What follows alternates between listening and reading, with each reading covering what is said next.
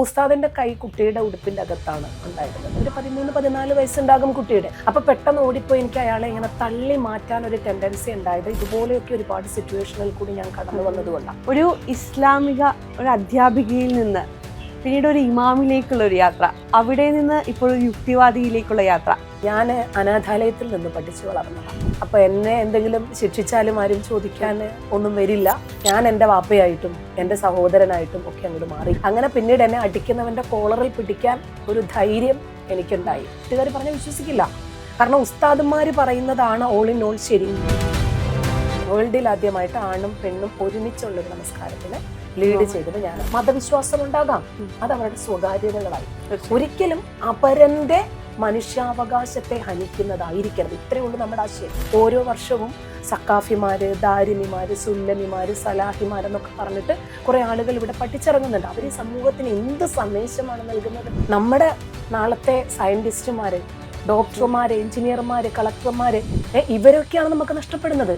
ഈ തൊപ്പിയും തട്ടവും ഇട്ടിട്ട് പ്രവാചകന്റെ 6 വയസ്സുകാരിയുമായിട്ടുള്ള ഭോഗത്തെ ന്യായീകരിക്കാൻ ഇവർ ഇപ്പോഴും സന്നദ്ധരാണ്. ഞാൻ പോയതിന് ശേഷം പിന്നീട് ഒരിക്കലും എൻ്റെ കുടുംബത്തിൽ അങ്ങനെ ഒരു കുടുംബ സംഗമം ഉണ്ടായിട്ടില്ല. പിന്നീട് എൻ്റെ ഉമ്മച്ചിക്ക് എല്ലാ മക്കളെയും ഒരുമിച്ച് കാണാൻ പറ്റിയിട്ടില്ല.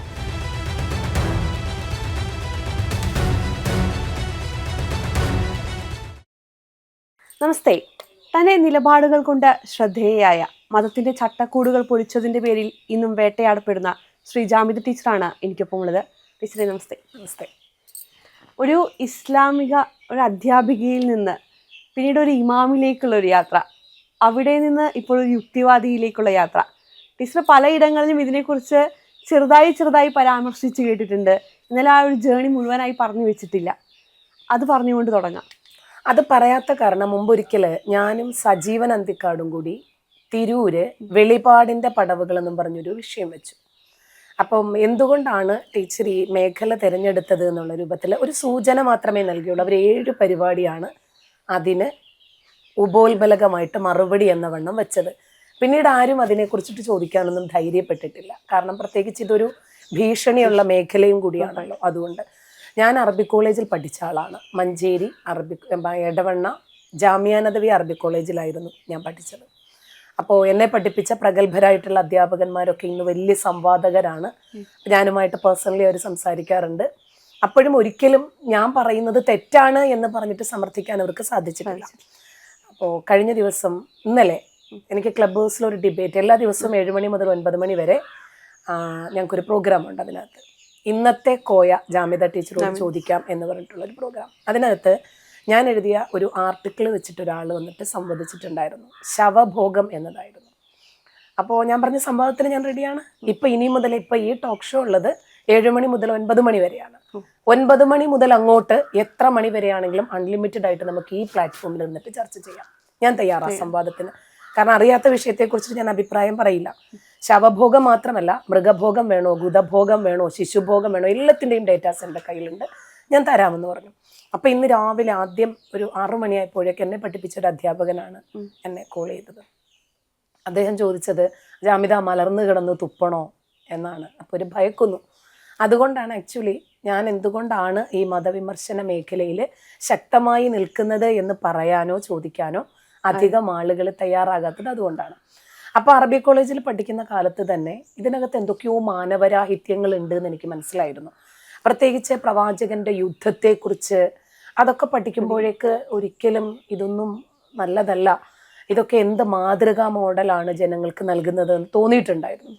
അപ്പോൾ അങ്ങനെ ഇരിക്കെ ഒരുപാട് സംശയങ്ങൾ ഉള്ളിലുണ്ട്. ചിലപ്പോൾ നമുക്കത് പറയാൻ, അതിനെക്കുറിച്ചിട്ട് അന്വേഷിക്കാനൊന്നും പറ്റത്തില്ല. പിന്നീട് നമ്മൾ ആ മേഖലയിലേക്ക് അങ്ങോട്ട് പോകുമല്ലോ.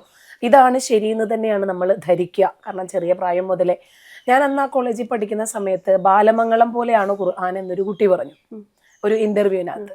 അപ്പം എനിക്ക് ആ കൊച്ചിനോട് വന്ന ഒരു ദേഷ്യം. കാരണം നമ്മൾ അത്രയ്ക്ക് ഭക്തിയിലാണല്ലോ നമ്മൾ നിൽക്കുക. അതുകൊണ്ടാണ് ഈ തെറി പറയുന്ന വിശ്വാസികളോട് എനിക്ക് പ്രത്യേകിച്ച് ഒരു ഇമോഷൻസും തോന്നാത്തത്. കാരണം നമ്മളും ഈ മേഖലയ്ക്കകത്ത് നിന്നപ്പോൾ ഇങ്ങനെയായിരുന്നു. ഒരുപാട് സംശയങ്ങൾ ഉണ്ടായിട്ടുണ്ട്.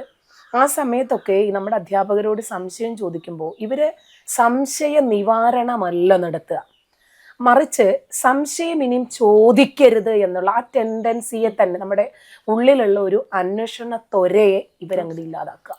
നമുക്ക് നൈസർഗികമായിട്ടുള്ള ചില ചോദനകളുണ്ട്, നമുക്കത് അറിയണം. അങ്ങനെ ഒരു ടെൻഡൻസി ഉണ്ട്. ഇപ്പം നമ്മുടെ കുട്ടികൾക്ക് ഒരു പേന കൊടുത്താലും കുട്ടികൾ അത് പൊളിച്ചു നോക്കും, ഇത് എന്താണ്, എങ്ങനെയാണ് ഈ ടിക് ടിക് ശബ്ദം വരുന്നത്. അപ്പം അങ്ങനെ അന്വേഷിക്കാൻ ഒരു ടെൻഡൻസി ഇസ്ലാമിക സമൂഹത്തിൽ ഉണ്ടാകരുത്. അതവർക്ക് വളരെ നിർബന്ധമാണ്. അവരെന്താണോ കുഴച്ചു തരുന്നത് അത് വിഴുങ്ങുക എന്നത് മാത്രമേ ഉള്ളൂ. അപ്പോൾ ജാമിയ നദവിയ അറബി കോളേജിൽ നിന്ന് തന്നെ ഒരുപാട് തീക്ഷ്ണതയേറിയ അനുഭവങ്ങൾ എനിക്ക് ഉണ്ടായിട്ടുണ്ട്. ഇതിനെയൊക്കെ ചോദ്യം ചെയ്യുന്നതിൻ്റെ പേരിൽ തന്നെയാണ് കൂടുതലും. പിന്നെ ഞാൻ അനാഥാലയത്തിൽ നിന്ന് പഠിച്ചു വളർന്നതാണ്. അപ്പോൾ എന്നെ എന്തെങ്കിലും ശിക്ഷിച്ചാലും ആരും ചോദിക്കാൻ ഒന്നും വരില്ല. അപ്പോൾ ആരെന്ത് ചെയ്താലും ശിക്ഷ കിട്ടുന്നത് എനിക്ക് തന്നെ ആയിരിക്കും. അങ്ങനെ ഒടുവിൽ അകാരണമായിട്ട് ശിക്ഷിക്കുമ്പോഴേക്ക് പ്രതികരിക്കാൻ നമ്മൾ തന്നെ തയ്യാറാകുന്നതാണ്. ഞാൻ എൻ്റെ വാപ്പയായിട്ടും എൻ്റെ സഹോദരനായിട്ടും ഒക്കെ അങ്ങോട്ട് മാറി. അങ്ങനെ പിന്നീട് എന്നെ അടിക്കുന്നവൻ്റെ കോളറിൽ പിടിക്കാൻ ഒരു ധൈര്യം എനിക്കുണ്ടായി. അതുപോലെ ഇവരെ അബ്യൂസ് ചെയ്യുന്ന പെൺകുട്ടികളെ രക്ഷപ്പെടുത്താൻ ഇവരെ കൊണ്ട് പ്രതികരിക്കാൻ സാധിക്കില്ലല്ലോ. പിന്നീട് ഞാൻ മദ്രസ അധ്യാപനത്തിലേക്ക് തിരിഞ്ഞപ്പോഴും ഒരുപാട് ഇതുപോലെയുള്ള വിഷയങ്ങൾ ഉണ്ടായിട്ടുണ്ട്. ഇപ്പോൾ ഞാനാണ് മുതിർന്ന പെൺകുട്ടികളെ പഠിപ്പിച്ചിരുന്നത് മദ്രസകളിൽ. ആ സമയത്ത് ഈ കുട്ടികൾ വല്ലാതെ പേടിക്കുന്നത് ഞാൻ കണ്ടിട്ടുണ്ട്. അപ്പോൾ ഞാനങ്ങനെ ഒരു ദിവസം മുകളിൽ കയറി പോവുകയാണ്. തിരുവനന്തപുരം ജില്ലയിലെ മണക്കാട് ഉള്ള ഒരു മദ്രസയിലാണ് ഞാൻ പഠിപ്പിച്ചിരുന്നത്, സുന്നി മദ്രസയാണ്. അപ്പോൾ ഉസ്താദിൻ്റെ കൈ കുട്ടിയുടെ ഉടുപ്പിൻ്റെ അകത്താണ് ഉണ്ടായിരുന്നത്. ഒരു 13-14 വയസ്സുണ്ടാകും കുട്ടിയുടെ. അപ്പോൾ പെട്ടെന്ന് ഓടിപ്പോയി എനിക്ക് അയാളെ ഇങ്ങനെ തള്ളി മാറ്റാൻ ഒരു ടെൻഡൻസി ഉണ്ടായത് ഇതുപോലെയൊക്കെ ഒരുപാട് സിറ്റുവേഷനിൽ കൂടി ഞാൻ കടന്നു വന്നതുകൊണ്ടാണ്. അപ്പോൾ മതം പഠിച്ചവരാണ് ഇവർ മതം പഠിപ്പിക്കുന്നവരാണ്. അപ്പോൾ ഇവരിൽ നിന്നും ഇങ്ങനെ ഒരു അനുഭവം ഈ കുട്ടികൾക്ക് ഉണ്ടാകുമ്പോൾ ഈ കുട്ടികൾക്ക് നൽകുന്ന ഇമ്പാക്റ്റ് എന്താണ് അല്ലെ? അപ്പോൾ അവരുടെ മാനസിക നില തകരാറിലാകുന്നു. അവർ ജീവിതകാലം മുഴുവനും ഇവർ അനുഭവിക്കേണ്ടി വരുന്നു. അപ്പോൾ അതുപോലെ ക്ലബ് ഹൗസിൽ എൻ്റെ മദ്രസാകാല അനുഭവങ്ങൾ എന്ന് പറഞ്ഞ് ഞങ്ങളെല്ലാവരും കൂടി, ഞാനും ആരിഫ്, ഞങ്ങൾ ഒരുപാട് പേരുണ്ടായിരുന്നു. മതം വിട്ട് ഏകദേശം എല്ലാവരും ഉണ്ടായിരുന്നു. ഞങ്ങൾ ചർച്ച ചെയ്തപ്പോഴേക്കൊരു 40 വയസ്സുള്ളൊരു സ്ത്രീ പറയുകയാണ്, ഇപ്പോഴും എൻ്റെ കുട്ടിക്ക് മുല കൊടുക്കുമ്പോൾ എനിക്ക് പേടിയായിരുന്നു. ഇന്ന് എൻ്റെ മോള് അവളുടെ കുട്ടിക്ക് മുല കൊടുക്കുമ്പോഴും എനിക്ക് ഭയമായിരുന്നു. കാരണം അത്രമാത്രം തീക്ഷ്ണതയേറിയ അനുഭവങ്ങളിലൂടെ കടന്നു വന്നു. പക്ഷേ നമുക്ക് വീട്ടിലത് പറയാനും പറ്റില്ല. വീട്ടുകാർ പറഞ്ഞാൽ വിശ്വസിക്കില്ല. കാരണം ഉസ്താദന്മാർ പറയുന്നതാണ് ഓൾ ഇൻ ഓൾ ശരി. ഒരു കുട്ടിക്ക് പേരിടണമെങ്കിൽ പോലും ഉസ്താദന്മാർ പറഞ്ഞു കൊടുത്താൽ ആ പേരാ. എന്ത് പേരിടേണ്ടത്? എനിക്കൊരു കുട്ടി ജനിച്ചിട്ടുണ്ട്, ജബ്ബാർ എന്ന് പറഞ്ഞാൽ അഹങ്കാരി എന്നാണ് അർത്ഥം. എന്താ കുട്ടിക്ക് പേരിടേണ്ടത്? അഫ്നാൻ എന്ന് പറഞ്ഞാൽ നശിച്ചവൻ എന്നാണ് അർത്ഥം. ഇവർ പറഞ്ഞു കൊടുക്കുകയാണ്, ഇവർ തൊള്ളതൊടാതെ വിഴുങ്ങുകയാണ്. ഇന്നിതൊക്കെ അറിയാൻ ഒരുപാട് മേഖലകൾ ഉണ്ടെങ്കിൽ പോലും ഇവരിതൊന്നും അന്വേഷിക്കുന്നില്ല. അപ്പം മദ്രസകളിൽ നിന്നും പഠിപ്പിച്ച് വിടുന്ന ഒരു കുട്ടി ശരിക്ക് നമ്മൾ വിചാരിക്കുന്നു ഒരുപാട് പുരോഗതി പ്രാപിച്ചിട്ടുണ്ട് നമ്മുടെ രാജ്യം. ഇല്ല, നമ്മൾ എത്രയോ അധോഗതിയുടെ അകത്തളത്തിലാണ് ഇപ്പോഴും ജീവിക്കുന്നത്. ഓരോ വർഷവും സക്കാഫിമാർ, ദാരിമിമാർ, സുല്ലമിമാർ, സലാഹിമാരെന്നൊക്കെ പറഞ്ഞിട്ട് കുറേ ആളുകൾ ഇവിടെ പഠിച്ചിറങ്ങുന്നുണ്ട്. അവർ ഈ സമൂഹത്തിന് എന്ത് സന്ദേശമാണ് നൽകുന്നത്? നമ്മുടെ നാളത്തെ സയൻറ്റിസ്റ്റുമാർ, ഡോക്ടർമാർ, എഞ്ചിനീയർമാർ, കളക്ടർമാർ, അതുപോലെ സ്വാതന്ത്ര്യ സമര സേനാനികൾ, ഇവരൊക്കെയാണ് നമുക്ക് നഷ്ടപ്പെടുന്നത്. ഈ തൊപ്പിയും തട്ടവും ഇട്ടിട്ട് പ്രവാചകന്റെ 6 വയസ്സുകാരിയുമായിട്ടുള്ള ഭോഗത്തെ ന്യായീകരിക്കാൻ ഇവരിപ്പോഴും സന്നദ്ധരാണ്. ഈ കോട്ടിട്ടിട്ട് വന്നിട്ട് ഇവർ ന്യായീകരിക്കുകയാണ്. 53കാരൻ 6 വയസ്സുകാരിയെ കെട്ടിയപ്പോൾ നിനക്കെന്താ കുഴപ്പം എന്ന് ചോദിക്കുന്നതിലേക്ക് അവർ അധപ്പതിച്ചു പോയിരിക്കുന്നു. ഇപ്പം ഞങ്ങളുടെ ഒരു ഉസ്താദുണ്ട്, എപ്പോഴും ഞാനുമായിട്ട് സംവദിക്കുന്ന ക്ലബ് ഹൗസിലെ ഒരു ഉസ്താദ്. അപ്പം ഞങ്ങൾ പാഞ്ചജന്യം എന്ന് പറയുന്ന ഒരു ക്ലബ് ഹൗസ് റൂമാണ്, ജനാധിപത്യപരമായിട്ട് മുന്നോട്ട് പോകുന്ന ആളാണ്. അപ്പോൾ അതിനകത്തൊരു ഉസ്താദ് വന്നിട്ട്, നിങ്ങൾക്ക് ഹിന്ദുമതമാണ് ശരിയെങ്കിൽ എന്നാൽ പിന്നെ അങ്ങോട്ട് പോയിക്കൂടി. അതായത് ഞാൻ പറയുന്ന ഒരൊറ്റ വസ്തുത പോലും ഇവർക്ക് ബ്രേക്ക് ചെയ്യാൻ സാധിക്കുന്നില്ല. ഇവർക്കത് ഒബ്ജക്റ്റ് ചെയ്യാൻ പറ്റണമല്ലോ. നിങ്ങൾ പറയണത് അതല്ല, ഖുർആനിൽ ഇതില്ല, അല്ലെങ്കിൽ ജാമിദ പറയണത് തെറ്റാണ്, എന്തെങ്കിലും രൂപത്തിൽ ഇവർക്കതിനെ ഓവർകം ചെയ്യാൻ പറ്റണം. ഇവർക്കതിനറിയില്ല. ഇവരാകെ ഈ പുസ്തകം പഠിച്ചിട്ടുണ്ട്, പരീക്ഷയ്ക്ക് വേണ്ടി പഠിച്ചു, അവിടെ അടക്കി വെച്ചു എന്നുള്ളതല്ലാതെ പിന്നീട് മൊത്തം ഇവരിതിനെ ന്യായീകരിക്കാനാണ് സന്നദ്ധമാകുന്നത്. അപ്പം നമ്മളും ഇതിനകത്തുള്ളപ്പോൾ നമ്മളും ചിന്തിക്കുന്നത് നമ്മൾ മതവിശ്വാസികളാണ്, നമ്മൾ ഈ മതത്തിനകത്ത് ജനിച്ചു, അപ്പം പിന്നെ ഇത് മാത്രമാണ് ശരി. ഈ മതത്തിനകത്ത് നിൽക്കുമ്പോൾ മറ്റൊരു മതത്തിൻ്റെ ഗ്രന്ഥത്തെക്കുറിച്ച് പഠിക്കാനോ ഒന്നും അവസരമില്ല, മറ്റൊന്നിനെക്കുറിച്ച് അവസരം. അതുകൊണ്ട് നമ്മൾ ഇപ്പം ജാമിയ നദിവ അറബി കോളേജിൽ പഠിച്ചു, പുറത്ത് നടക്കുന്ന ഒന്നിനെക്കുറിച്ച് നമുക്കറിയില്ല. ഒരു റേഡിയോ ഇല്ല, ഒരു TV ഇല്ല, ഒരു ഫോണില്ല. ഞങ്ങളുടെയൊക്കെ കാലത്ത് 2000-ന് മുമ്പാണ്. അപ്പം ഞങ്ങളൊക്കെ പഠിക്കുന്ന സമയത്ത് ഇതൊന്നുമില്ല. പുറത്ത് നടക്കുന്ന എന്തെങ്കിലും ഒരു കാര്യത്തെക്കുറിച്ച് അറിയാൻ ഇന്ത്യയുടെ പ്രധാനമന്ത്രി ആരാണെന്ന് ചോദിച്ചാൽ പോലും അറിയില്ല. അങ്ങനെ പൊതുവായിട്ടുള്ള ഒരു ബോധവും ഇല്ലാതെ ഇതുപോലെ ലക്ഷക്കണക്കിന് ആളുകളാണ് ഓരോ വർഷവും 5-6 വർഷം പഠിച്ചിട്ട് പുറത്തിറങ്ങുന്നത്. ഇവരെന്ത് സന്ദേശമാണ് ഈ ലോകത്തിന് നൽകുന്നത്? ഇവരെ കൊണ്ട് എന്ത് ഗുണമാണുള്ളത്? നിപ്പ വൈറസ് എന്ന് പറഞ്ഞാൽ അതൊരു വൈറസ് അല്ല, കുഴപ്പമില്ല. മിക്സ്ഡ് ആകരുത്, ആണും പെണ്ണും ഇടകലർന്ന് പഠിച്ചു കഴിഞ്ഞാൽ എന്ത് സംഭവിക്കും, ഗർഭം ഉണ്ടാകുമോ, ഇത് ചോദിക്കാൻ ഈ കുട്ടികളെ ഫോം ചെയ്യുക എന്നതാണ് എൻ്റെ ദൗത്യം. അതായത് എതിർചോദ്യങ്ങൾ ഉണ്ടാകണം. കഴിഞ്ഞ ദിവസം ഒരു മതപുരോഹിതൻ പറഞ്ഞു, നമ്മുടെ എല്ലാ മതപുരോഹിതന്മാരുടെ വീടുകളിലും ഓരോ ജാമിദാമാർ വളരുന്നുണ്ട് എന്ന്. അതിന്റെ അർത്ഥം അവർ ചോദ്യം ചെയ്യപ്പെടാൻ തുടങ്ങിയിരിക്കുന്നു. അത് നല്ലൊരു പോസിറ്റീവാണത്. അതുപോലെ നമ്മുടെ അലിയാർ കസ്മി എന്ന് പറയുന്ന മതപുരോഹിതൻ പറഞ്ഞു, ഈ 10,000-കണക്കിന് മുസ്ലിം യുവത മതം വിട്ട് പുറത്തു വന്നിട്ടുണ്ട് എന്ന് അദ്ദേഹത്തിന് അറിയാമെന്ന്. 10,000-കണക്കിന് അവര് പ്രത്യക്ഷത്തിൽ ഡിക്ലെയർ ചെയ്യണമെങ്കിൽ അത് ലക്ഷങ്ങൾക്കും അപ്പുറമാണ്. അപ്പൊ അത്രയും ആളുകൾക്ക് ഈ കൾട്ട് എന്താണ് എന്ന് മനസ്സിലായി കഴിഞ്ഞു. ശരി, ആ കാലഘട്ടത്തിൽ പ്രവാചകൻ ചെയ്തതിന് ഞങ്ങൾ എന്തിനാണ് ന്യായീകരിക്കുന്നത്? അങ്ങനെ ഈ മതത്തിനകത്ത് നിൽക്കുമ്പോൾ എന്തുകൊണ്ട് ഇതിനൊരു റിഫോർമേഷൻ പാടില്ല? ഇതിനീ മറേണ്ടതല്ലേ? ഈ അപ്പിക്കുപ്പായത്തിനകത്തിറങ്ങി ഇങ്ങനെ വരിഞ്ഞു മുറുക്കി കെട്ടി ആരെയും കാണാൻ പാടില്ലാതെ ഈ ഡിജിറ്റൽ ക്യാമറയുമായിട്ട് ഇങ്ങനെ ഇറങ്ങുന്ന ഈ കുട്ടികൾ അടുത്ത ജനറേഷനിലെ പേറിയന്ത്രങ്ങളാ. അവരുൽപ്പാദിപ്പിക്കുന്നതും പേറിയന്ത്രങ്ങളാ. അപ്പൊ അതിൽ നിന്നും മാറേണ്ടതുണ്ട്, പൊതുവിദ്യാഭ്യാസം കിട്ടേണ്ടതുണ്ട്. ഈ മതത്തിനകത്ത് നിൽക്കുമ്പോൾ തന്നെ എൻ്റെ മോൾ അത്ലറ്റ് ആയിരുന്നു. അപ്പോൾ നിക്കറൊക്കെ ഇട്ടിട്ട് എന്തിനാണ് ഈ കുട്ടിയെ ഓട്ടിക്കുന്നത് എന്ന് ചോദിച്ചിട്ട് എൻ്റെ വീടിനകത്ത് നിന്ന് തന്നെയാണ് ആദ്യമായിട്ട് എതിർ ശബ്ദങ്ങൾ ഉണ്ടായത്. അന്ന് ഞാൻ ഡ്രൈവിംഗ് പഠിച്ചിട്ട് കാറും ബൈക്കും സ്കൂട്ടറും ഒക്കെ അന്ന് ഞാൻ ഓടിച്ചു, ഈ പർദ്ദ ഇട്ടിട്ട് തന്നെ. അപ്പൊ എൻ്റെ ഉള്ളിലുണ്ട് ഒരു പുരോഗമനം. അത് പുറത്ത് ചാടാൻ ഒരവസരം വേണ്ടി വന്നു. വർഷങ്ങളെടുത്തു ഉള്ളിലുണ്ടെങ്കിൽ. പക്ഷേ നമ്മൾ വലിയ കല്ലും മുള്ളും നിറഞ്ഞ ഒരു പാതയിലൂടെയാണ് വന്നത്. നമ്മൾ പോയി പോയി പോയി അത് ഏതാണ്ട് ഇപ്പൊ തെളിഞ്ഞു. ഇനിയും വരുന്ന ഒരു ജനറേഷന് കൂളായിട്ട് അത് വഴി നടന്നു പോകാൻ പറ്റും. കാരണം നമ്മൾ വെട്ടിത്തെളിച്ചിട്ടുണ്ട് പാത. നമുക്ക് പോകാനായിരുന്നു ബുദ്ധിമുട്ട്. അപ്പൊ ഈ മതം വിടണോ വേണ്ടേ എന്നൊക്കെ വിചാരിച്ച് അങ്ങനെ ഇരിക്കുന്ന സമയത്ത് അന്ന് ഫേസ്ബുക്ക് മാത്രമേ ഉള്ളല്ലോ. ഈ ഫേസ്ബുക്കിലൂടെ ഞാൻ എനിക്ക് മനസ്സിലായ കാര്യങ്ങളൊക്കെ എഴുതാൻ തുടങ്ങി. ഇപ്പൊ ആമീൻ ഇത് അറബിയല്ല, അപ്പോൾ ഇത് ഹീബ്രു ഭാഷയിൽ നിന്നും കോപ്പി അടിക്കപ്പെട്ടതാണ് എന്ന് പറഞ്ഞപ്പോഴേക്കാണ് ആദ്യമായിട്ട് എനിക്ക് ഒരുപാട് എതിർപ്പുകൾ ഉണ്ടായത്. പിന്നെ അല്ലാഹു അക്ബർ എന്ന് പറഞ്ഞ് 1 കിലോമീറ്ററിനകത്ത് 10-15 പള്ളിയും ഉണ്ടാക്കി വെച്ചിട്ട് എന്തിനാണ് ഈ വിളിച്ചു കൂക്കല്? ഇങ്ങനെയൊക്കെയാണ് ഞാനിങ്ങനെ എതിർ ശബ്ദങ്ങൾ ഉണ്ടാക്കുന്നത്. പിന്നെ ഈ ഖുർആനിന് എതിരായിട്ടാണ് ഒരുപാട് ഹദീസുകൾ വന്നിട്ടുള്ളത്. അപ്പോൾ ഈ ഹദീസുകളൊക്കെ എങ്ങനെ നമുക്ക് അംഗീകരിക്കാൻ പറ്റും എന്നതിലേക്ക് ചോദ്യം വന്നു. അപ്പോൾ ഹദീസുകൾ, ഖുർആന് ഇതൊക്കെ ഏത് കാലഘട്ടത്തിലാണ് ഇതൊക്കെ ഫോം ചെയ്തത്? അപ്പം നമ്മൾ എപ്പോഴും വേരിലാണല്ലോ ചികിത്സ തുടങ്ങേണ്ടത്. അപ്പം ഞാനത് ക്രിയേറ്റഡ് ആയ കാലഘട്ടത്തെക്കുറിച്ചിട്ടാണ് ചിന്തിച്ചത്. നബി ഇത് കണ്ടിട്ടില്ല, നബിയുടെ അനുചരന്മാരാരും കണ്ടിട്ടില്ല, പറഞ്ഞിട്ടില്ല, കേട്ടിട്ടില്ല. ഈ സാഹചര്യത്തിൽ നിന്ന് എങ്ങനെ ഇങ്ങനെ ഉണ്ടാകും? അങ്ങനെയാണ് നോക്കിയത്. അപ്പോൾ നോക്കിയപ്പോൾ റഷ്യക്കാരായിട്ടുള്ള ആളുകൾ ഒരു 5-6 പേര് ഇതിനു വേണ്ടിയിട്ട് തയ്യാറായിട്ട് ഇറങ്ങിയതാണ്. അവർക്കാണെങ്കിൽ അറബി ഭാഷ പോലും അറിയില്ല, നബിയെ കണ്ടിട്ടില്ല, നബിയുടെ അനുചരന്മാരെ കണ്ടിട്ടില്ല. ആ സാഹചര്യത്തിലാണ് എന്നെനിക്ക് മനസ്സിലായി.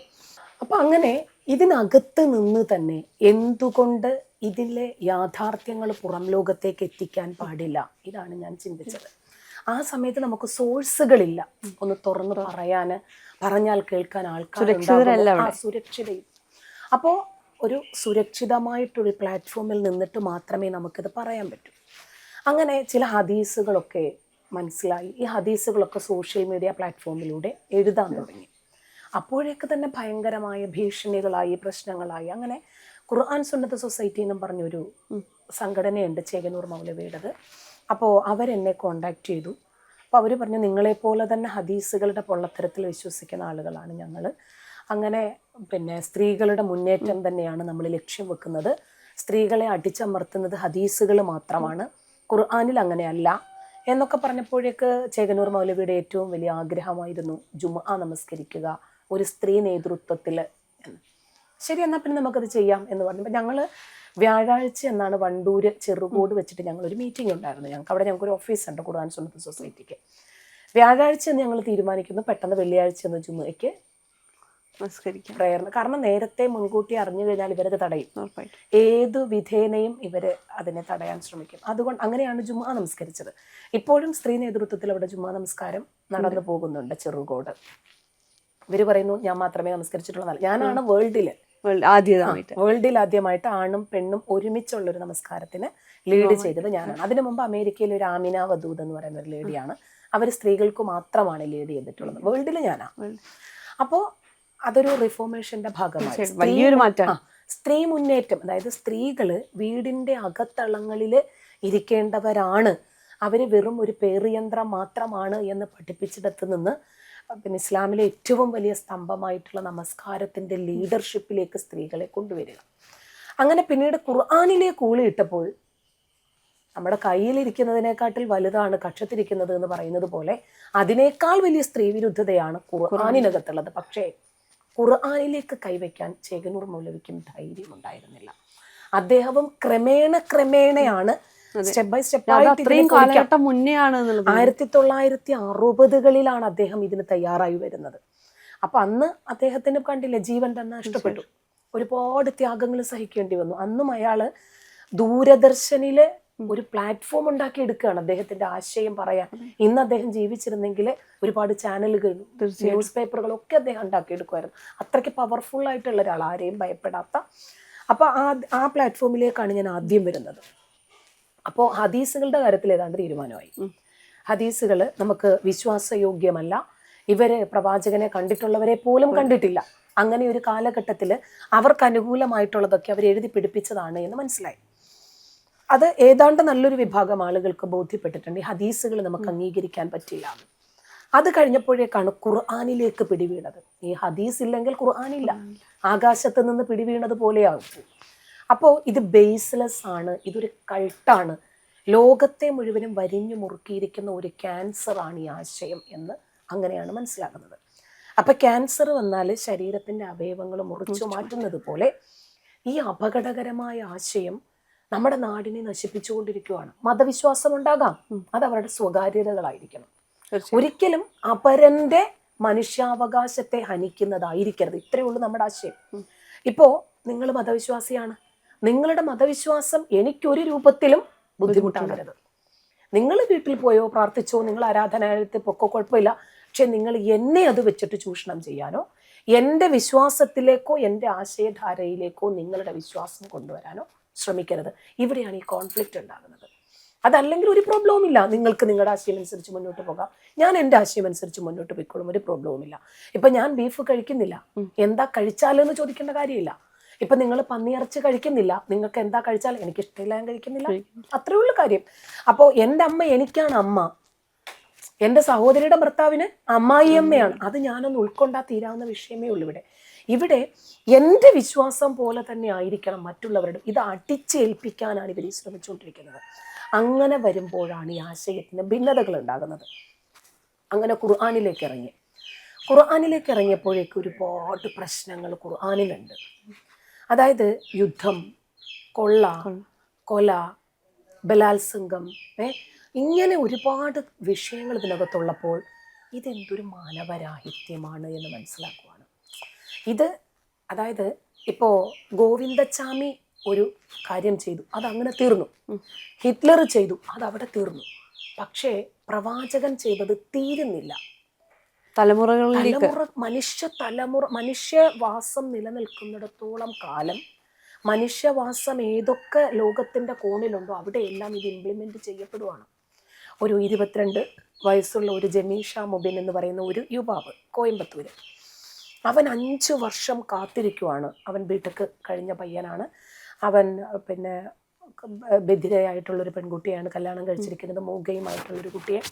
ഇവൻ 5 വർഷം കാത്തിരുന്നിട്ട് സാക്കിർ നായിക്കിൻ്റെ പ്രഭാഷണങ്ങളിലൊക്കെ ആകൃഷ്ടനായിട്ട് ഈ മതത്തിനു വേണ്ടി എനിക്ക് എന്ത് ചെയ്യാൻ സാധിക്കും, ഒരു 22 വയസ്സുള്ള കുട്ടിയുടെ മനസ്സിലേക്ക് വരുന്ന ചിന്തകളാണത്. അങ്ങനെ ഈ കുട്ടി കുറേ സ്ഫോടക വസ്തുക്കളൊക്കെ വീട്ടിലിരുന്ന് ഉണ്ടാക്കുന്നു. കമ്പ്യൂട്ടർ എഞ്ചിനീയർ ആണല്ലോ. വാങ്ങിച്ചുകൊണ്ട് വന്ന് ഉണ്ടാക്കി ഒരു കാറ് നിറച്ചുമായി. ഇവനൊരു കവറുമായിട്ട് കയറി വരുന്നു ദിവസവും. ആ പെൺകുട്ടിയോട് മിണ്ടുന്നില്ല, സംസാരിക്കുന്നില്ല. അങ്ങനെ ഒരു 5 വർഷം കൊണ്ട് എന്ത് ചെയ്യണമെന്ന് ആലോചിച്ചിട്ട് ഇവനൊരു 3 വർഷം കൊണ്ട് ഇവൻ ഇത്രയും സ്ഫോടക വസ്തുക്കൾ ഉണ്ടാക്കി. ഇവനെ സഹായിക്കാൻ 5 കുട്ടികളുണ്ടായിരുന്നു, ഇവൻ്റെ കൂട്ടുകാരൻ. ഇവനത് ഉണ്ടാക്കിയിട്ട് സംഘമേശ്വര ക്ഷേത്രത്തിൽ പൊട്ടിത്തെറിക്കാൻ ഇവൻ തീരുമാനിക്കുവാണ്. നമ്മൾ ഈ ചെങ്കോട്ട സ്ഫോടനമൊക്കെ കണ്ടിട്ട് നമ്മൾ അന്തം വിട്ടിരിക്കുവാണ്. അപ്പോൾ അതിനെക്കാട്ടിലേറെ ഇതിവിടെ സജീവമായിട്ടുണ്ടായിരുന്നു എന്നാണ് ഞാൻ പറയുന്നത്. അപ്പോൾ ദീപാവലി ദിനമാണ് അവൻ തിരഞ്ഞെടുക്കുന്നത്. അതായത് ഒരുപാട് കാഫിറുകൾ ഒരുമിച്ചുണ്ടാകും. അങ്ങനെ ഒരു പ്ലാനിങ് ഉണ്ട് എന്നുള്ളതാ. എത്രയോ വർഷങ്ങൾ, ചെറിയ മനസ്സിലേക്കല്ലേ, ആ ഒരു ചെറിയ 22കാരൻ. അങ്ങനെ ഇവൻ പ്ലാൻ ചെയ്ത് ഒരു കാറ് നിറയെ സ്ഫോടക വസ്തുക്കളുമായിട്ട് 5 കൂട്ടുകാര് ഇവന് സഹായിച്ചു കൊടുക്കുന്നു. ഇവൻ ഈ വണ്ടിക്കകത്തേക്ക് ഇത് കയറ്റുന്നു. ആ സമയത്ത് അന്നത്തെ രാത്രി ഇവൻ മാതാപിതാക്കളോടൊന്നും പറയാനില്ല, ഇവൻ കെട്ടിക്കൊണ്ടുവന്ന ഭാര്യയോടൊന്നും പറയാനില്ല, സുഹൃത്തുക്കളോട് പറയാനുണ്ട്, ആ നാളെ ഇതേ സമയം ഞാൻ ആകാശത്തൊരു നക്ഷത്രമായിട്ടുണ്ടാവും, ആ സമയത്ത് നീ ചിന്തിക്കണം ഞാൻ ഹൂറിയെ പ്രാപിച്ചിട്ടുണ്ടാകുമെന്ന്. ആ ഹൂറിയെ പ്രാപിക്കുന്നതിന് വേണ്ടി 22കാരൻ കെട്ടിക്കൊണ്ടുവന്ന പെണ്ണിനെ പോലും സ്പർശിക്കുന്നില്ല. ഈ 22 വയസ്സിൽ ഇവന്റെ തലച്ചോറിൽ അടിഞ്ഞുകൂടിയ ആശയം നമ്മൾ ഇവനെ കുറ്റം പറയാൻ പറ്റില്ല. ആ ഇതിന്റെ ബേസ് കിടക്കുന്നത്, ക്യാപിറ്റൽ കിടക്കുന്നത് ഈ ഗ്രന്ഥത്തിലാണ്. ഇപ്പോൾ നമ്മൾ എവിടെയൊക്കെ സ്ഫോടനങ്ങൾ നടക്കുന്നുണ്ടോ അവിടെയൊക്കെ പോയി ശരി നമ്മുടെ നാഷണൽ ഇൻവെസ്റ്റിഗേഷൻ ഏജൻസി പോലെയുള്ള ഏജൻസികളുണ്ട്, അവരിതൊക്കെ കണ്ടുപിടിക്കും. പക്ഷേ അതുകൊണ്ട് കാര്യം നടക്കുന്നുണ്ടോ? എത്ര ഗോൾ അടിച്ചു എന്ന് മാത്രമല്ലേ നമ്മൾ ചരിത്രം വിധി എഴുതാറുള്ളൂ. എത്ര ഗോൾ തടഞ്ഞു എന്നതിനെ സംബന്ധിച്ച് എവിടെയെങ്കിലും രേഖപ്പെടുത്തിയിട്ടുണ്ടോ? ഇല്ല. എത്രയോ സ്ഫോടനങ്ങളും ഭീകരാക്രമണങ്ങളും ഒക്കെ നമ്മുടെ ഇൻവെസ്റ്റിഗേഷൻ ഏജൻസികളൊക്കെ തടയുന്നുണ്ട്. ആന്റി ടെററിസം ഇവരൊക്കെ സ്ക്വാഡുകളൊക്കെ തടയുന്നുണ്ട്. പക്ഷെ അതൊന്നും റെക്കോർഡഡ് ഇല്ല. അപ്പോൾ ഇവര് ഒരുപാട് ശക്തമായ രൂപത്തിലുള്ള പഠനങ്ങൾ, ഇവരെ എൻകറേജ് ചെയ്യിപ്പിക്കത്തക്ക രൂപത്തിലുള്ള സ്പീച്ചസ്, ഇതൊക്കെ വരുന്നത് ഈ ഖുർആനിൽ നിന്നാണ്. സാക്കിർ നായിക്കിനെ ഇപ്പം കണ്ടുപിടിച്ചത് കൊണ്ടാണ് നമുക്കറിയുന്നത്. ഇതുപോലെ ലക്ഷക്കണക്കിന് സാക്കിർ നായിക്കുമാർ ഇവർക്കിടയിലുണ്ട്. ആ 22കാരൻ പൊട്ടിത്തെറിക്കാൻ ശ്രമിക്കുന്നു. അങ്ങനെ ഈ ക്ഷേത്രത്തിലേക്ക് എത്തുന്നതിന് തൊട്ട് മുമ്പ് തന്നെ ഒരു സ്ഫോടക ചാക്കിനകത്തായിപ്പോയി ഇവന് ഇരുന്നത്. ഇവൻ ഗിയർ ഇട്ടിട്ട് ഇരുന്നപ്പോഴേക്ക് നിറച്ചും സാധനങ്ങളാണ്. അങ്ങനെ ഇവൻ അങ്ങോട്ട് പൊട്ടിത്തെറിച്ചു. എന്നിട്ട് ഇവന്റെ ഡെഡ് ബോഡി പോലും കാണാതെ ആ സമയത്ത് ഇവന്റെ മാതാപിതാക്കൾ പോയിട്ട് നമസ്കരിക്കുവാണ്. അപ്പൊ ഈ ചിന്തയും ഈ ആശയവും എവിടെ നിന്നാണ് വന്നതെന്ന് മനസ്സിലായോ? എൻ്റെ മകൻ രാജ്യദ്രോഹിയായി എന്നല്ല ചിന്തിക്കുന്നത്. എത്ര പേരുടെ ജീവൻ എടുത്തിരുന്നാലും ശരി, എൻ്റെ മോൻ എത്തേണ്ടിടത്ത് എത്തിയല്ലോ, അള്ളാഹു പറഞ്ഞ ദൗത്യം പൂർത്തീകരിച്ചില്ലേ. അതാണ് ഇതൊരു കൾട്ടാണ് എന്ന് പറയാൻ കാരണം. ഇത് വരും തലമുറയ്ക്ക് കൂടി വലിയ രൂപത്തിൽ അപകടമാണ്. ഈ അപകടകരമായിട്ടുള്ള ആശയം ആരൊക്കെ തുറന്നു പറയാൻ ശ്രമിക്കുന്നോ അവരൊക്കെ അപകടത്തിലാകാണ്. മുമ്പ് ഞാനൊക്കെ ഈ ആശയത്തിലേക്ക് വന്ന സമയത്ത് ഒരുപാട് ആളുകൾ ഉണ്ടായിരുന്നു ഇസ്ലാമിനെ കുറിച്ച് വിമർശിക്കാനും പറയാനും ഒക്കെ. അവരൊക്കെ പെട്ടെന്ന് സൈലന്റ് ആയിപ്പോയി. പേടി. മനുഷ്യന് ജീവിതം ഒന്നല്ലേ ഉള്ളൂ, ജീവൻ ഒന്നല്ലേ ഉള്ളൂ. കുടുംബക്കാരെ ആക്രമിക്കുക, ഭ്രഷ്ട് കൽപ്പിക്കുക, സഞ്ചാര സ്വാതന്ത്ര്യമില്ല. ഞാനൊക്കെ ഇതിനകത്ത് എന്താണ് ഓപ്പൺ തടവറയെന്നൊക്കെ വേണമെങ്കിൽ പറയാം. കുട്ടികളുടെ ഒരു പേരൻസ് മീറ്റിങ്ങിന് പോലും പോകാൻ പറ്റില്ല. ആ രൂപത്തിൽ നമ്മളങ്ങ് കോർണറുവൽക്കരിക്കുകയാണ്. ആദ്യം നമ്മുടെ കുടുംബമാണ് നമുക്ക് ഭ്രഷ്ട് കൽപ്പിക്കുന്നത്. പിന്നെ കുടുംബമില്ലാതെ നമുക്ക് മുന്നോട്ട് പോകാൻ പറ്റില്ല. ഞാൻ 13 മക്കളിൽ അവസാനത്തെ ആളാണ്. ഞങ്ങൾ കുടുംബം ഭയങ്കരമായിട്ട് പിന്നെ ഇൻറ്റിമസി റിലേറ്റ് ചെയ്തിരുന്ന ആൾക്കാരാണ്. ഞങ്ങൾ അങ്ങനെ സ്വകാര്യതകൾ സൂക്ഷിക്കുകയും ഞങ്ങളൊരു ഗോൾഡ് പണയം വെക്കുക പോലും ചെയ്യാതെ ഒരാൾക്കൊരു ബുദ്ധിമുട്ട് വന്നാൽ നമ്മളൊരു കുടുംബ സംഗമം വയ്ക്കും എല്ലാ മാസവും ആദ്യത്തെ ഞായറാഴ്ച. ഇന്ന് എൻ്റെ വീട്ടിലാണെങ്കിൽ അടുത്ത മാസത്തെ ഞായറാഴ്ച എൻ്റെ സിസ്റ്ററുടെ വീട്ടിൽ, അടുത്ത മാസത്തെ ഞായറാഴ്ച എൻ്റെ ബ്രദറിൻ്റെ വീട്ടിൽ. ആ സമയത്താണ് നമുക്ക് ആർക്കെങ്കിലും എന്തെങ്കിലും ഫിനാൻഷ്യലി ബുദ്ധിമുട്ട് ഉണ്ടെങ്കിൽ അല്ലെങ്കിൽ കല്യാണങ്ങൾ വല്ലതും തീരുമാനിക്കണമെങ്കിൽ ഞങ്ങൾ അവിടെ നിന്ന് തീരുമാനിക്കും. എന്നാൽ എല്ലാവരും കൂടി ഓരോ പൈസ വീതം വെക്കും, അവരുടെ കാര്യങ്ങൾ. അപ്പം പുറത്ത് പോകാതെ കാരണം ഞങ്ങൾ ഇഷ്ടംപോലെ ആൾക്കാരുണ്ടേ. അപ്പം ഞങ്ങൾ തന്നെ അതങ്ങനെ അപ്പം ഇതൊക്കെ കണ്ടക്ട് ചെയ്തിരുന്ന ആൾ ഞാനാണ്. ഞാൻ പോയതിന് ശേഷം പിന്നീട് ഒരിക്കലും ഞാൻ എൻ്റെ കുടുംബത്തിൽ അങ്ങനെ ഒരു കുടുംബ സംഗമം ഉണ്ടായിട്ടില്ല. പിന്നീട് എൻ്റെ ഉമ്മച്ചിക്ക് എല്ലാ മക്കളെയും ഒരുമിച്ച് കാണാൻ പറ്റിയിട്ടില്ല. ഉമ്മച്ചിക്ക് അത് ഭയങ്കര സന്തോഷമായിരുന്നു. കാരണം എല്ലാ മക്കളും മരുമക്കളും ചെറുകുട്ടികളും എല്ലാവരും ഒരുമിച്ചുണ്ടല്ലോ, അത് ഭയങ്കര സന്തോഷമായിരുന്നു. പിന്നീട് അതില്ലാതായി. അപ്പം അത് നമ്മൾ വലിയൊരു കുടുംബ അന്തരീക്ഷത്തിൽ, ഞാൻ ഏറ്റവും ഇളയ ആളാണ്, എൻ്റെ സഹോദരങ്ങളൊക്കെ എന്നെ അങ്ങനെയാണ് കാണുന്നത്. കണ്ണിലെ കൃഷ്ണമണി പോലെ എന്നെ സ്നേഹിച്ചിരുന്ന ആൾക്കാരാണ്. അപ്പോൾ അവരുടെയൊക്കെ കുടുംബത്തിൽ എന്തെങ്കിലും പ്രശ്നങ്ങളുണ്ടെങ്കിൽ ഞാനൊരു വാക്ക് പറഞ്ഞാൽ ആ പ്രശ്നം അവിടെ തീരുമായിരുന്നു. അത്രയ്ക്ക് അവർക്ക് എന്നെ ഇഷ്ടമാണ്. അങ്ങനെ ഇരുന്ന അന്തരീക്ഷത്തിൽ നിന്ന് പെട്ടെന്ന് നമ്മൾ ആരുമില്ലാതെ ആൾക്കൂട്ടത്തിൽ തനിയാക്കപ്പെടുന്ന ഒരു സാഹചര്യമുണ്ടല്ലോ, ഇതൊന്നും എല്ലാവർക്കും. എന്തിനു വേണ്ടിയിട്ടാണ് ഇതെല്ലാം നഷ്ടപ്പെടുത്തിയത് എന്ന് ചോദിച്ചാൽ ഒരിക്കലും ഒരു വ്യക്തിപരമായ താല്പര്യങ്ങൾക്ക് വേണ്ടിയിട്ടല്ല. എനിക്ക് വ്യക്തിപരമായിട്ട് ഒരുപാട് നഷ്ടങ്ങളെ ഉണ്ടായിട്ടുള്ളൂ. ഇതുകൊണ്ട് ഞാൻ എൻ്റെ രാജ്യത്തെ സേവിക്കേണ്ടതുണ്ട്. ഈ ഭീകരതയിൽ നിന്ന്, ഈ മതഭീകരത എൻ്റെ രാജ്യത്തെ വരിഞ്ഞു മുറുക്കുമ്പോൾ ഒരുപാട് ജനറേഷനുകളിലേക്കാണ് ഈ ഭീകരത എത്തുന്നത്. അതുകൊണ്ട് ഇതിനെ ഒന്ന് തുറന്ന് കാണിക്കുന്നതിന് വേണ്ടി ഞാൻ അനുഭവിച്ച ത്യാഗങ്ങളായിരുന്നു അതെല്ലാം. ഇനി വരുന്ന ഇപ്പോൾ ഒരുപാട് ആളുകൾ ഇത് തുറന്ന് പറയുന്നില്ല. ഇന്ന് സോഷ്യൽ മീഡിയയിൽ ഒരുപാട് വ്ളോഗേഴ്സ് ഉണ്ട്, ഒരുപാട് ആളുകൾ ആക്ട് ചെയ്യുന്നുണ്ട്, സിനിമാ മേഖലയിലുണ്ട്. അതുപോലെ ഇന്ന് ആർക്കാ ഇൻസ്റ്റഗ്രാം അക്കൗണ്ട് ഇല്ലാത്തത്? ആരാ പാട്ട് പാടാത്തത്, ആരാ ആക്ട് ചെയ്യാത്തത്? ഇതൊക്കെ ഇവർ ചെയ്യുന്നില്ലേ? ഡ്യുവറ്റ് ചെയ്യുന്നുണ്ട്, സ്കിറ്റുകൾ ചെയ്യുന്നുണ്ട്. ഇതിനൊക്കെയുള്ള സ്വാതന്ത്ര്യം ഇവർക്ക് ഇവിടെ നിന്ന് കിട്ടിയതാ. ഞങ്ങളൊക്കെ സഹിച്ച ത്യാഗമാണ്. നമ്മൾ ഇന്ന് കൊള്ളുന്ന തണല് നമ്മുടെ പൂർവികർ വെച്ച മരത്തിൻ്റെതാണ് എന്ന് പറയുന്നത് പോലെ ഞങ്ങൾ ഒരുപാട് ത്യാഗം സഹിച്ചത് കൊണ്ടാണ് ഇവർക്ക് ഇന്ന് ഒരുപാട് ഭ്രഷ്ടുകളില്ലാതെ മുന്നോട്ട് പോകാൻ പറ്റുന്നത്. പണ്ടൊന്നും ചെറുതായിട്ട് മുഖം കാണിച്ചാൽ വരെ വലിയ ബുദ്ധിമുട്ടായിരുന്നു, വലിയ പ്രയാസമായിരുന്നു, ഒന്നിനും പറ്റുമായിരുന്നില്ല. അപ്പം അങ്ങനെ ഈ ഒരു അപകടകരമായ ആശയം, ഒരു 22 വയസ്സുള്ള ഒരു കുട്ടി, ഒരു 19 വയസ്സുള്ള കുട്ടി മറ്റുള്ളവരെ നശിപ്പിക്കണം എന്ന ടെൻഡൻസിയോടുകൂടിയാണ് ഇവർ വളർന്നു വരുന്നത്. ഇങ്ങനെ വരുമ്പോൾ ഇവൻ ഇതേ ആശയം തന്നെയല്ലേ അടുത്ത ജനറേഷനിലും ഇംപ്ലിമെൻ്റ് ചെയ്ത് കൊടുക്കുന്നത്. അപ്പം ഇത് പാരലായിട്ട് ഇങ്ങനെ പോയിക്കൊണ്ടിരിക്കുകയാണ്. ഇതിനെക്കുറിച്ച് ഇന്ന് ആർക്കും ആകുലതകളില്ല. കാരണം മതപണ്ഡിതന്മാർ പറയുന്നത് വഹ്തസിമു ബിഹബിലില്ലാഹി ജമീഅൻ, നിങ്ങളെല്ലാവരും മതത്തിൻ്റെ പേരിൽ ഒന്നിക്കണം. മതമാണ് മതമാണ് മതമാണ് നമ്മളുടെ പ്രശ്നം എന്ന് പറയുന്ന ജനപ്രതിനിധികൾ വരെ ഉള്ളപ്പോൾ നമുക്കൊന്നും പറയാൻ പറ്റില്ല.